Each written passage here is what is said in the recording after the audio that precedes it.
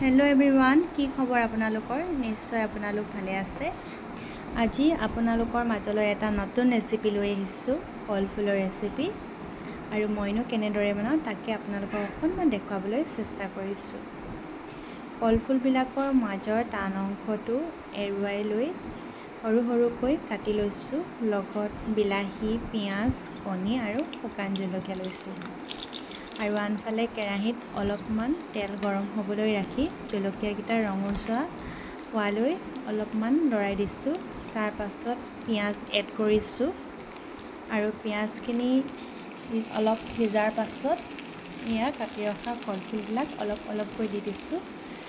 আৰু ইয়াৰ জোখ অনুপাতে হালধি আৰু নিমখ দিছোঁ।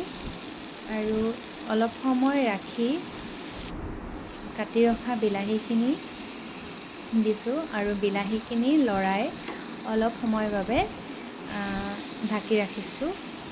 আৰু বিলাহীখিনি প্ৰায় সিজি যোৱাৰ পাছত ইয়াত কণী এড কৰিছোঁ। আৰু কণীটো এড কৰা প্ৰায় 3 মিনিটমানৰ পাছত এয়া খোৱাৰ উপযোগী হৈছেগৈ। আৰু মোৰ কলফুলৰ ভাজিকণ কেনেকুৱা লাগিছে জনাব, আৰু নিশ্চয় আপোনালোকেও বনাই খাব বুলি মই আশা ৰাখিলোঁ। ধন্যবাদ।